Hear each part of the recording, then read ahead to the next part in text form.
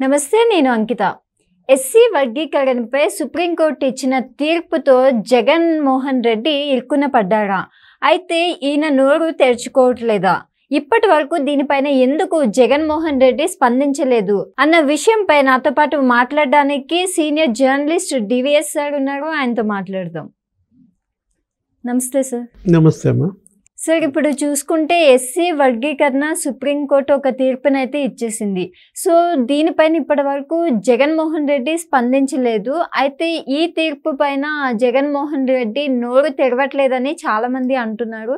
So ఇది ఎంతవరకు నిజం అంటారు? మీరు ఏమంటారు?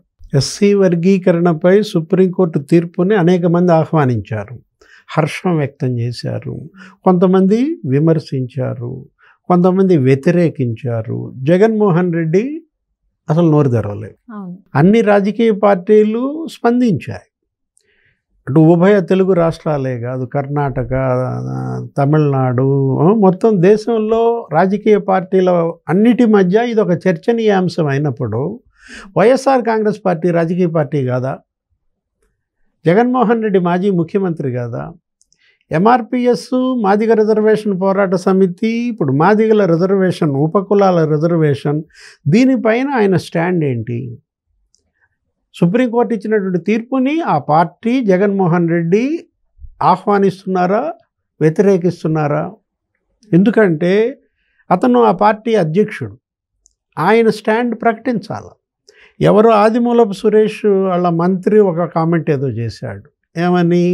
మాకు రెండు కళ్ళు, అటు మాలలు ఇటు మాదిగలు, ఇది రాజకీయ లాభాల కోసం దీన్ని ఉపయోగించుకోకూడదు అన్నట్టుగా జనరలైజ్ చేసి ఇచ్చాడు. అది ఆదిమూలం సురేష్ అది వ్యక్తిగత అభిప్రాయమా, పార్టీ అభిప్రాయమా? పార్టీ నాయకుడిగా ఇచ్చాడా, మాజీ మంత్రిగా ఇచ్చాడా, దళిత నేతగా ఇచ్చాడా? ఇవాళ హర్షకుమార్ దీన్ని వ్యతిరేకించాడు. మాజీ ఎంపీ, కాంగ్రెస్ పార్టీ హర్షకుమార్, ఏంటి ఇది ఒక రకంగా కుట్ర అన్నాడు. సుప్రీంకోర్టు తీర్పు స్పష్టంగా చెప్పాడు. ఏంటి ఇది? మాలలకు దీనివల్ల అన్యాయం జరుగుతుంది. అతను రేపొద్దున దీనిపైన మీటింగ్ కూడా పెట్టాడు. ఏది? రాజమండ్రిలో అత్యవసర భేటీ అని చెప్పి పెట్టుకొని అతను చెప్పిన విధానం ఏంటి మనం చూసాం. దానిపైన ఏదో కార్యాచరణ, దానిపైన ఏదో ఉద్యమం వాళ్ళు తీసుకుంటున్నటువంటి పరిస్థితి అన్నమాట. హర్షకుమార్ ఇచ్చిన స్టాండ్ జగన్మోహన్ రెడ్డి ఎందుకు ఇవ్వలేకపోతున్నాడు? వ్యతిరేకిస్తే వ్యతిరేకించండి. అతను ఏమన్నాడు? రేవంత్ రెడ్డి తెలంగాణ రేపు అసెంబ్లీలో తీర్మానం ఎలా పెడతాడు? ఇది కాంగ్రెస్ పార్టీ స్టాండా? సుప్రీంకోర్టు తీర్పును కాంగ్రెస్ పార్టీ ఆహ్వానిస్తుంటే అవసరమైతే నేను కాంగ్రెస్కి రాజీనామా చేస్తానన్నాడు. ఏదైనా స్పష్టత ఉండాలి, క్లారిటీ ఉండాలి. ఒక ఇష్యూ వచ్చినప్పుడు ఆ ఇష్యూ మీద స్పందించాలి. ఇప్పుడు బాబ్రీ మసీద్ కూలగొట్టారు, దాన్ని ఇది స్పందించాలా? ఏది? అది దాన్ని సమర్థించటమా, దాన్ని వ్యతిరేకించటమా? ఇది కూడా అదే. ఏది? ఎంఆర్పిఎస్ ఇవాళ మాదిగలు దీనిపైన పోరాటం, మందాకృష్ణ దీనిపైన మరి 25 ఏళ్లుగా సుదీర్ఘ పోరాటం అన్నమాట. బహిరంగ సభలు లక్షలాది మందితో పెట్టాడు. కురుక్షేత్ర యుద్ధ సభలని, విశ్వ రూప ప్రదర్శనని, అనేక దీక్షలు చేశాడు మందాకృష్ణ. ఇవాళ అతను స్పష్టంగా నిన్నే ప్రకటించాడు. ఏంటి? కన్నీళ్లతో గద్గద స్వరంతో చంద్రబాబుకి కృతజ్ఞతలు చెప్పాడు.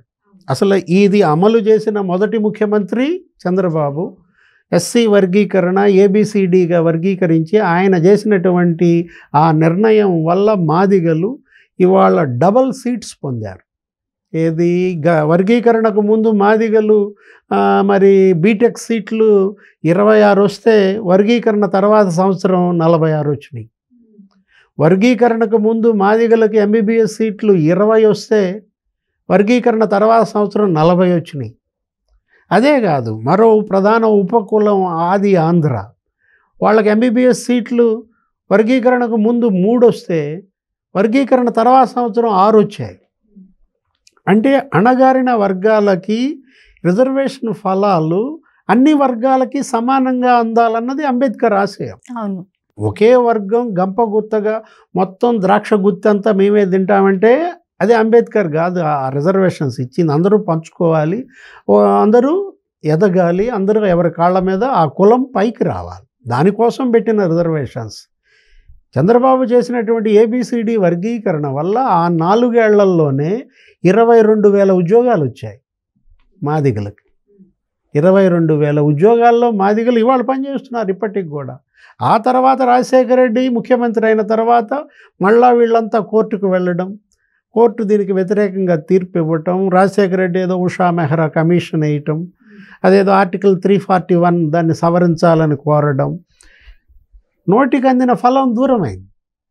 నోట్లో ముద్ద లాక్కున్న పరిస్థితి ఎవరికి? మాదిగలకి, ఉపకులాలకి. వాళ్ళు సుదీర్ఘంగా మళ్ళీ సుప్రీంకోర్టుకి వేశారు, బలంగా వాదనలు వినిపించారు. ఇవాళ ప్రధాని మోడీ ఎన్నికల ప్రచారంలో హైదరాబాద్ వచ్చినప్పుడు ఆ విశ్వరూప సభలో మాదిగలకు అండగా నిలిచాడు. మందాకృష్ణ, ప్రధాని మోడీ మనం చూసాం. ఏంటి, మోడీని కావలించుకుని ఏడ్చేశాడు.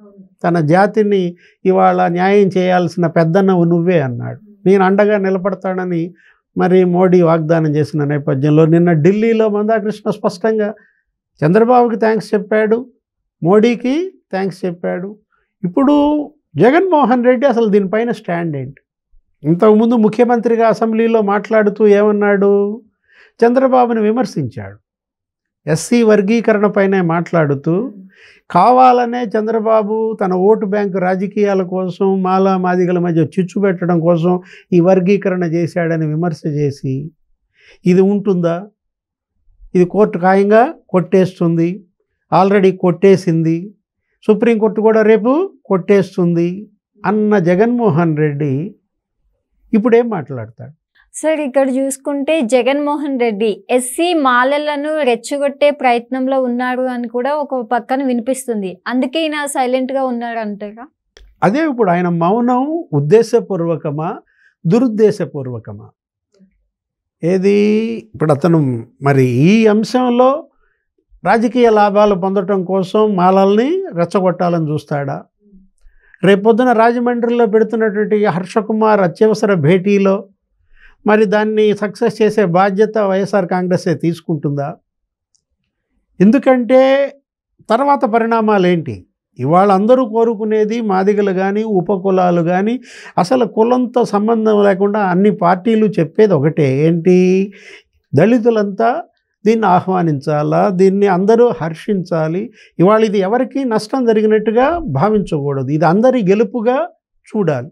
ఇది మాదిగల గెలుపేమీ కాదు, ఉపకులాల గెలుపేమీ కాదు, అలాగని మాలల ఓటమి అంతకన్నా కాదు.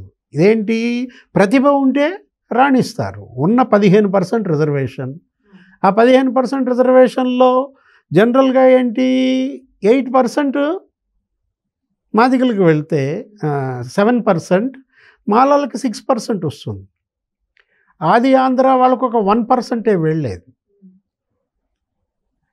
1% తేడాతో పోగొట్టుకునే సీట్లు కూడా ఏమీ ఉండవు. అది కూడా జనాభా ప్రాతిపదికన, జనాభా దామాషా ప్రకారం. మందాకృష్ణ కూడా నిన్న ఏమని చెప్తున్నాడు, తెలంగాణలో 11% నుంచి 12% వచ్చే అవకాశం ఉంది ఇక్కడ ఎక్కువ కాబట్టి. అదే ఆంధ్రాలో కొంచెం తక్కువ కాబట్టి 7% వచ్చే అవకాశం ఉందంటూ అతను ఏమన్నాడు, ఈ కోర్టులో గెలుపుకి రేవంత్ రెడ్డి వాదనలు వినిపించడం కోసం మరి ప్రభుత్వం తరపున సమర్థమైన లాయర్లు పెట్టాడు. దీన్ని అమలు చేయాల్సిన బాధ్యత కూడా రేవంత్ రెడ్డిది తెలంగాణలో. ఇప్పుడు ఇచ్చిన నోటిఫికేషన్లో కూడా రిజర్వేషన్ వర్తించేటట్టుగా, ఈ తీర్పు అమలయ్యేటట్టుగా, అవసరమైతే ఇంకొన్ని రోజులు ఈ నోటిఫికేషన్ వాయిదా వేసుకున్నాయనయ్యా, రేపు ఆ ఫిల్అప్ అయ్యేటటువంటి పోస్టులలో మాదిగలకు న్యాయం చేయాలన్నాడు. ఆంధ్రప్రదేశ్కి కూడా అదే విజ్ఞప్తి చేశాడు మందాకృష్ణ. ఏబిసిడి వర్గీకరణ చేసిందే చంద్రబాబు, అమలు చేసిందే చంద్రబాబు. 4 ఏళ్ళు ఆయన అమలు చేశాడు ఆయన ముఖ్యమంత్రిగా ఉమ్మడి రాష్ట్రంలో. ఆయన వల్లే మాదిగలకి డబల్ ఎంబీబీఎస్ సీట్లు వచ్చాయి, ఆయన వల్లే మాదిగలకి డబల్ బీటెక్ సీట్లు వచ్చాయి, 22,000 ఉద్యోగాలు పొందారు. ఇప్పుడు ఏపీ ముఖ్యమంత్రిగా ఆయనే ఉన్నాడు, అప్పుడు ఉమ్మడి ఏపీ ముఖ్యమంత్రిగా ఆయనే అమలు చేశాడు. కాబట్టి దీన్ని అమలు చేయాల్సిన బాధ్యత కూడా చంద్రబాబుదే ఆంధ్రప్రదేశ్లో అన్నాడు. సరే, మరి మందాకృష్ణ జగన్మోహన్ రెడ్డి గురించి ఎందుకని మాట్లాడలా? ఇదే విజ్ఞప్తి మందాకృష్ణ జగన్మోహన్ రెడ్డి కూడా చేసుకుంటే బాగుండేది. మాజీ సీఎం గారు జగన్మోహన్ రెడ్డి గారు, దీన్నేమి కుంపు పెట్టబాకండి, దీన్ని అడ్డం పెట్టుకునేవి రెచ్చగొట్టబాకండి, దయచేసి మీకు మాదిగలు ఓటేశారు, వైఎస్ఆర్ కాంగ్రెస్ పార్టీలో కూడా ఇవాళ మాదిగ నాయకులు ఉన్నారు. మీరు గత ఎన్నికల్లో 151 సీట్లు వేశారంటే మాదిగల ఓట్ల వల్లే వేశారనేది గుర్తుపెట్టుకోవాలి. మీరు గనక ఇవాళ మళ్ళా మాలల్ని రెచ్చగొట్టి దీనిపైన గనక ఉద్యమాలు చేసి ఈ చిచ్చు ద్వారా మళ్ళా చలి కాచుకోవాలని చూస్తే మాత్రం బుద్ధి చెప్తారు. ఏదైనా జగన్మోహన్ రెడ్డి దీనిపైన స్పష్టత ఇవ్వాలా, దీన్ని స్వాగతిస్తున్నాడా వ్యతిరేకిస్తున్నాడా అనేది ప్రకటించాలా. కానీ జంప్ ఎక్కడికి బెంగళూరు వెళ్ళిపోయాడు.